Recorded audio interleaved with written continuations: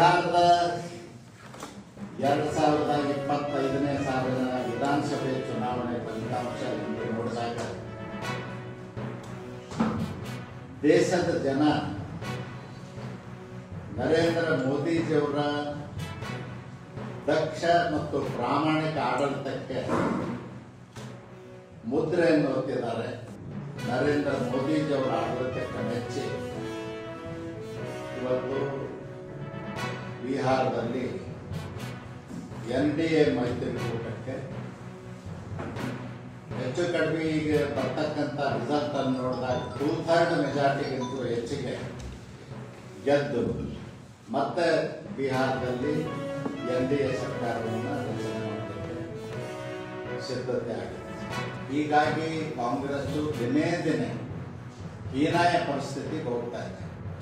ಆ ಕಾಂಗ್ರೆಸ್ ಅನ್ನು ನಂಬಿ ರಾಹುಲ್ ಗಾಂಧಿ ಅವರನ್ನು ನಂಬಿ ಘಟಬಂಧನ ಅಂತೇಳಿ ಮಾಡಿಕೊಂಡು ಅವರು ಕೂಡ ಇವತ್ತು ಅವ್ರ ಬೆನ್ನ ಹಳ್ಳ ಹಿಡಿದ್ರು.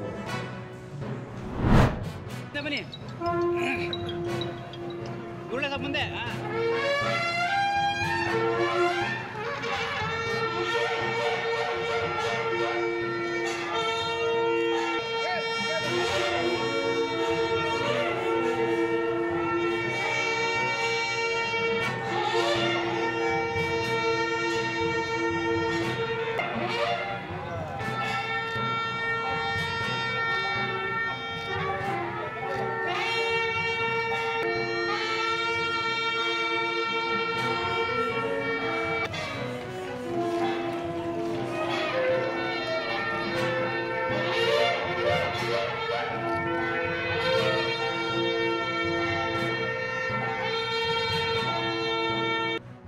ರೀತಿಯಲ್ಲಿ ನಮ್ಮೆಲ್ಲ ಕಬಡ್ಡಿ ಆಟಗಾರರು ಬಂದು ಅದನ್ನು ಸ್ವದೇಶಿ ಆಟ ಆಡೋದ್ರಿಂದ ಅದಕ್ಕೆ ಸ್ವದೇಶಿ ಕಪ್ಪನ್ನು ಬಳಸಿಕೊಂಡು ಅದನ್ನು ಇವತ್ತಿನ ಚಾಲನೆ ಈಗ ಅನೇಕ ಎತ್ತರದಲ್ಲಿ ನಮ್ಮ ಚಿತ್ರದುರ್ಗದ ಪ್ರತಿಯೊಬ್ಬರು ಕೂಡ ಇದರಲ್ಲಿ ಭಾಗವಹಿಸುವಂಥ ಪ್ರಯತ್ನ ಮಾಡಿದ್ದಾರೆ.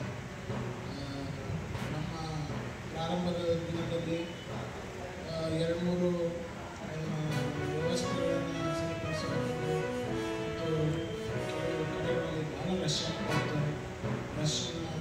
ಸ್ವಲ್ಪ ಬಹುತೇಕ ಸರ್ಕಾರಿ ಕಾಲೇಜಿನ ವಿದ್ಯಾರ್ಥಿಗಳು ತಾವೇ ಸ್ವಯಂಪ್ರೇರಣೆಯಿಂದ ಈ ಥರದ ಒಂದು ಮೇಳ ನಮ್ಮ ಜಿಲ್ಲೆಯಲ್ಲಿ ನಮ್ಮ ನಗರದಲ್ಲಿ 1ನೇ ಬಾರಿ ಆಗ್ತಾ ಇದೆ. ದೊಡ್ಡ ಸಂಖ್ಯೆಯಲ್ಲಿ ಸಾವಿರಾರು ಸಂಖ್ಯೆಯಲ್ಲಿ ಸರ್ಕಾರಿ ಕಾಲೇಜು ವಿದ್ಯಾರ್ಥಿಗಳು